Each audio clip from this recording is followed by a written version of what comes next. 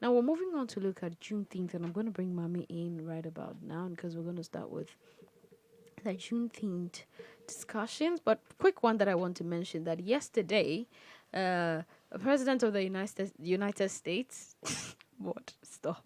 I didn't even drop it. I didn't even drop it.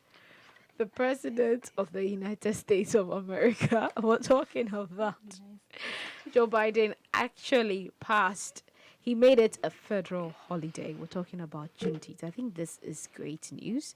This is excellent news. It's something that this is victory, actually, victory for all who actually understand what Juneteenth means, what it stands for, and that's why I'm bringing Mamiaba in, and she's going to shed more light on it, and then we delve into that discussion.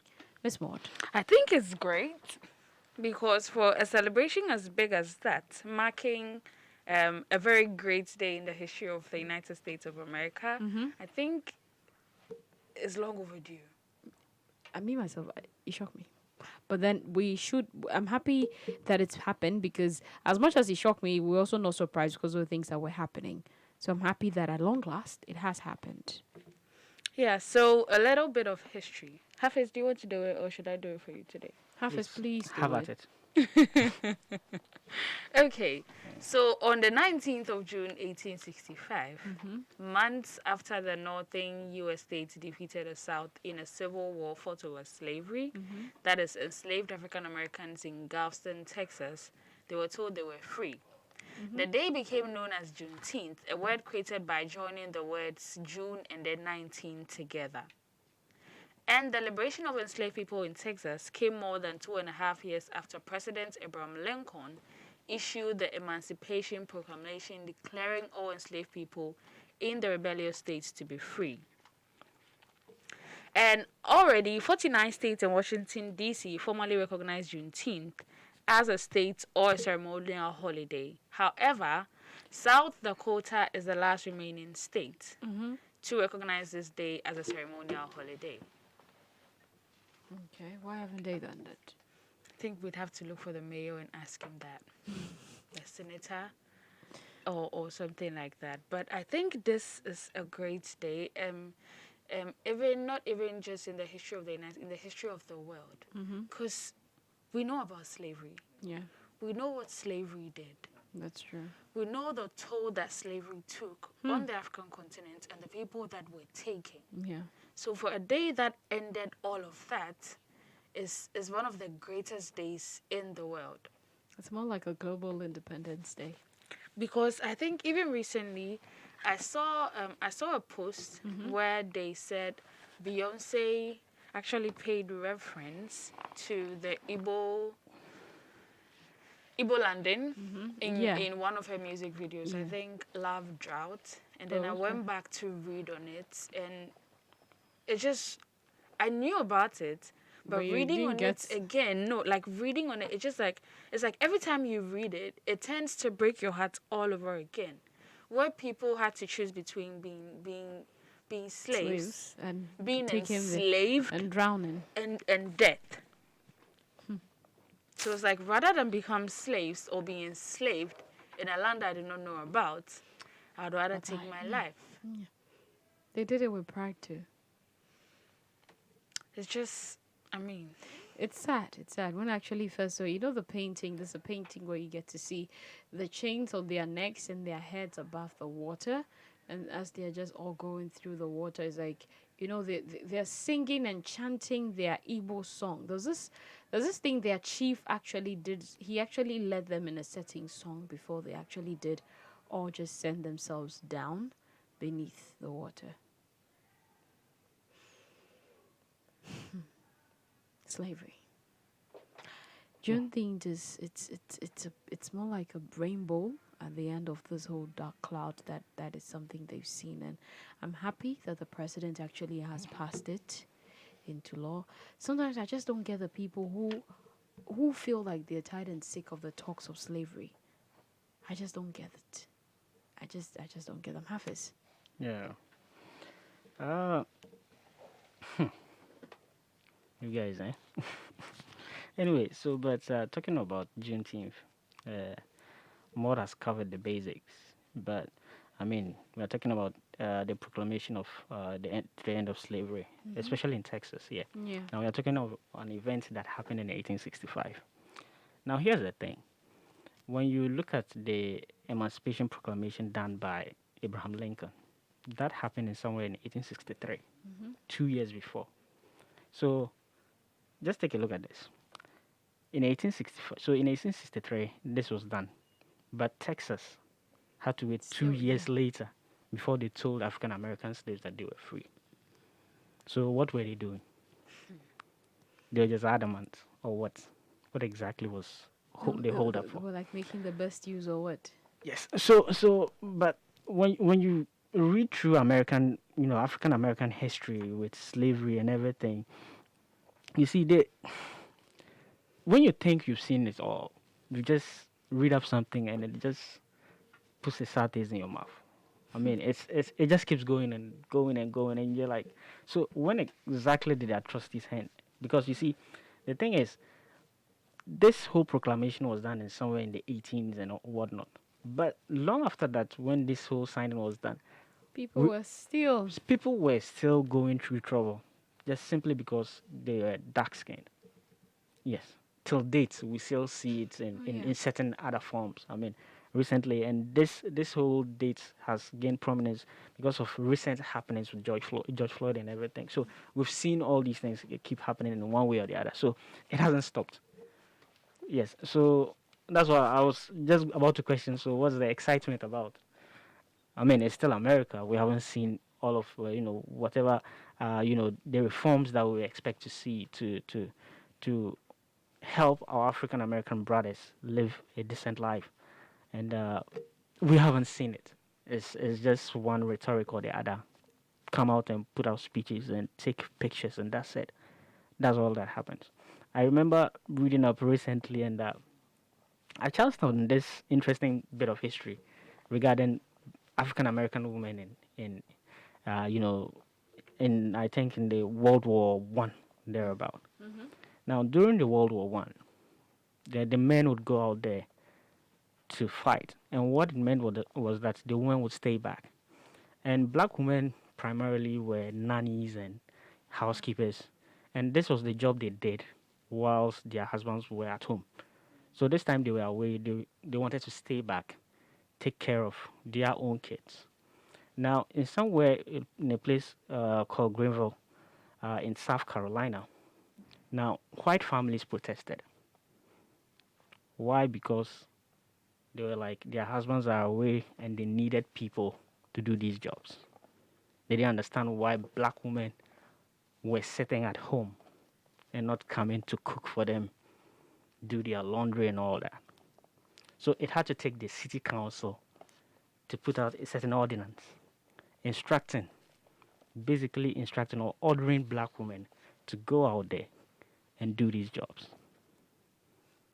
So it was mandatory to have a job, else you were looking at a fine or a jail time. That was how bad it was. So, so you're like, so when does all these things stop? So when you look at the African American history, I mean, you can't just sit down and say, okay, in one sitting you've covered the whole topic of slavery. And I think you said yes. It's not like you sit down and say, okay, we've had enough of the conversation. It's a wrap. Nobody should talk about. No, there are layers to the conversation. Okay, sometimes you talk about it and you realize that you haven't even scratched the surface. I mean, you haven't done anything. There are this group of people in Liberia called the Crew. Now, apparently, during the time of slavery, they were the most difficult to handle. Yeah, they were very difficult. In fact, when you come to capture them, they would rather commit suicide than hand themselves over to you. Yeah. So, so that was how difficult. So they were labeled the most difficult and less valuable in the slave trade. The Crew people. So just read them up on slavery and the issues of Liberia and whatnot. So, I mean, African American history. I mean, we can't separate ourselves from it. We are a huge part of whatever it is that goes on there in terms of Black history. And if that is the news coming out of there, well, not a huge win, but we'll take it as they come. Yeah, we actually hope to see the practical, Charlie, all the laws and the papers and the signings and declarations and today this and that. It's not just about standing on the podiums and taking pictures. It's about seeing the things change, the attitudes of the people change, actually change. Because even with this that you're talking about the women who had to go to work and look after these women, there was this one, I don't know if you've come across it, but then these white women or this European woman didn't when they gave birth because when you breastfeed a child, your breast sags. Okay. So to avoid the sagging, they didn't want to be out of shape. So then when they give birth, they actually compelled the African American women who were their slaves to actually breastfeed their children. And they prevented them from breastfeeding their own black children because their babies needed the milk. And they wouldn't put it in their baby's mouth because their breast was sag. I won't be surprised. No, it's there. I mean, it's the stories there. When you actually go dig and you find out some of the things they did, you just it brings understanding to the emotion with which people actually Look, relate to you, these things. when you go into the field of sciences and talk about surgeries, even the complex surgeries that are done now, you realize that the breakthroughs and whatever they had, a lot of them were Whereby- performed on black women, on African American slaves. So they were essentially lab rats. Just imagine. Yes. So you can imagine what. Just yeah. So, but hey, let's move away from that and talk about something. But then I Seriously. mean, it's not just about we not talking about. It's about the fact that yes, we're seeing the positive, we're seeing the good, but the people need to change their attitudes, the mentality. Who are you talking about? Who else have we been talking Who about? is the people? You keep saying the people. Everybody. Because it's a systemic problem, okay, to a larger extent. Okay, just look at your average African American. Even when you think you've made it, okay, your wings can still be clipped at Clipped, any yeah. point. That's how difficult it is. And it renders understanding to why most of them actually want to make sure they actually economically they amass enough or put themselves into a certain level or a certain state. So, I mean, you are never. The thing is, you are never welcome to the table. That's all it is. Yeah, Okay? that's basically what Yes. it has been. You are never welcome to the table. We'll see all the nice speeches and all the performative, you know, It's pe- more like performative a actions and ceremony, everything. Exactly, but ceremonial. that's until something concrete is done. Until something concrete is done, we will keep talking about this every now and then. Usually, I mean, we sit and then till the next incident pops up, and then We're this back up discussion again. Yes. starts again, rinse and repeat until something else pops up. Then, I mean, even when you take a look at George Floyd and everything that happened, if you go back to the incident, the statement put out by the police will shock you. They denied any involvement of any police officer. Had there not I been mean- a video, So that is the thing. Even the system is working against the black community, because the thing is, okay, so here's the police trying to cover up, if not for the footage that we saw taken by the Yeah. 18-year-old.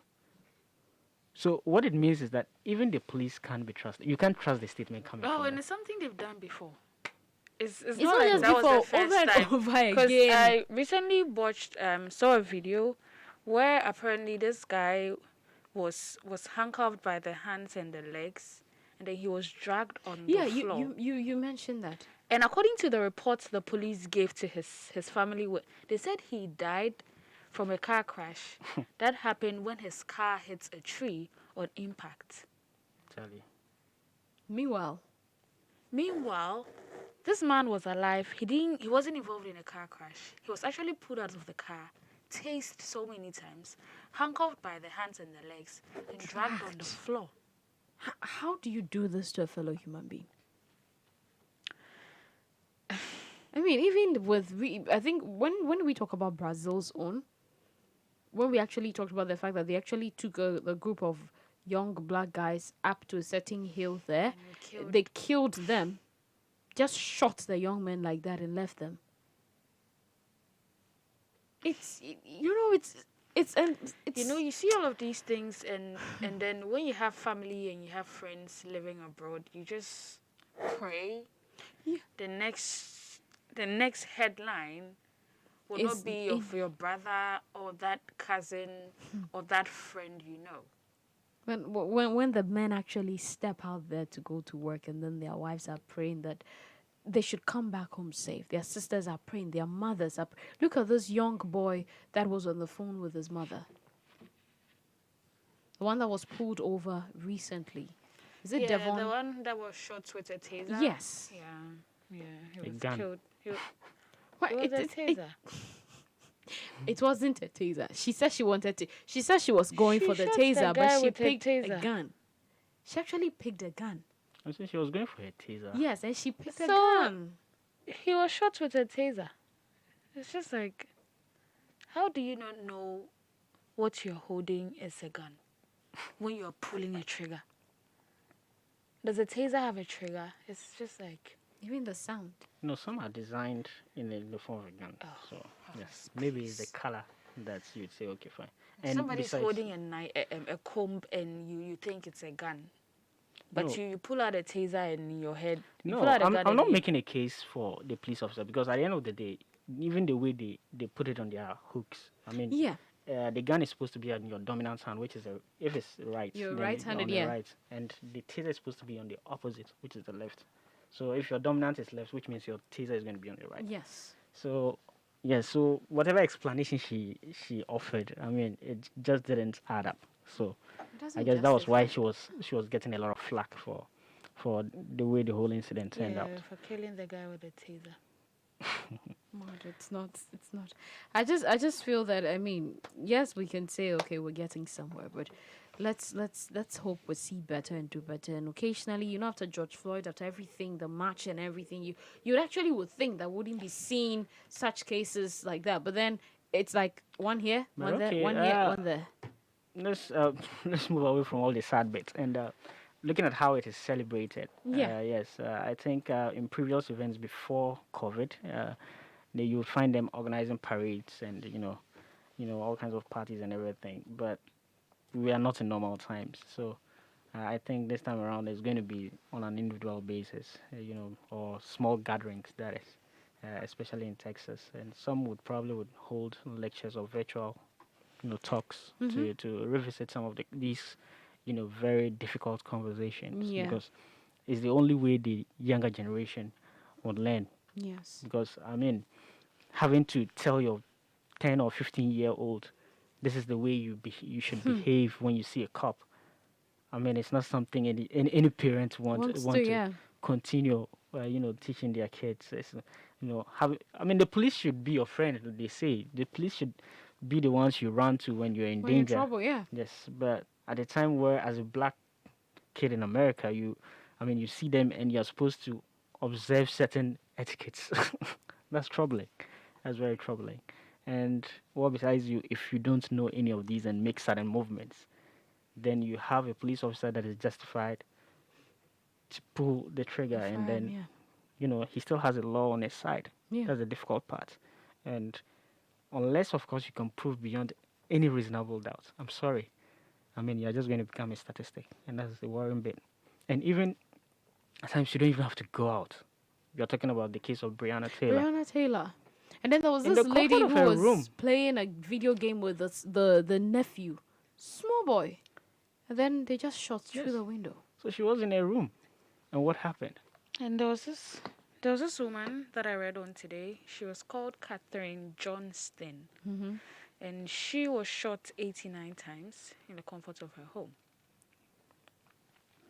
And the whole thing went to trial, and the police admitted they planted marijuana and cocaine in her house.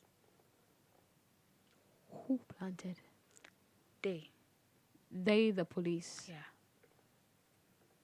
For whatever reason, I don't know. Okay, we're just not going to look at. I mean, sometimes the stories are not the best, and this is not the time to actually look into them. But with such celebrations, I think for our base Ghana, there's this thing where some of them are going to Keta, as they're gonna have, it's like a campfire. They talk about certain things, Vami Keta, and then they talk about the stories, the histories, and also share the struggles, the little celebrations, the victories. Yes, just it's more like a time of bonding and maintaining that spirit. It's something they're doing this year. Oh, okay. Is it this weekend? Is it? I had to cross check. Because, You want to go? no, I was going to go for a certain gathering, but I declined because I have other things to do. So. Oh, okay. They're doing it in base Ghana. Yeah. Yeah, I think, is it from the 18th to the 20th or 21st? I'm just trying to. I'll get that and then give it to you. I'll get the time and give it to you. But quickly, just let's wrap it up. I think if okay, the whole thing has just I'll put just me in a say, different mode. yeah, I'll just say, I mean, Juneteenth will come and Juneteenth will go. But what is changing actually? Are we seeing any change? We're hoping to see change in the years to come, in the next 6 months, the next 1, 2, 3 years, because America is one of the most. America, even though it's called the land of the free, isn't the most safe place for a young black man or even a young black woman. Hafiz. Yeah. Talking about America, I mean, it's at the heart of everything. So we can have a conversation on race and not talk about them. But the thing about America, I think when it comes to the conversation surrounding race and whatnot, you realize that for me, I think the election of Donald Trump sort of confused issues and dragged issues backwards a bit. Because, I mean, we saw all kinds of things before that, or certain groups that were emboldened by his election that, and certain things that you'd realize and ask, so these things still happen in America, or these groups still exist in America. And you're like, what's happening? I mean, you had an American president that couldn't deny on live television that he had nothing to do with David Duke, okay, who was, deputy in command at, of the KKK. So what exactly was going on? And recently we've seen groups like the Proud Boys and what exactly they stand for. Come out of the woodworks and boldly brandishing guns here and there. We saw the events at Capitol Hill. Yeah. So, I mean, the events in the last 2-3 years, and even, just talking about Donald Trump's reign into this, hopefully this is a new chapter or something. But because I don't know, with Donald Trump, I just feel that America took like a giant step backward. More like a dive. Yes. And it's sad anyway, so here's the reality. Okay, well, unfortunately, sorry. We're just, this is not your usual ending the discussion zone on a happy, exciting note. But I mean, this is something that is real. This is something that actually did happen. So, anytime we get to talk about it, I mean, it's a touchy, a feely, it's an emotional thing for us at this moment. So I just want to thank you guys so much for making time to join us on the show. Enjoy the video. Don't forget to like, subscribe, and share.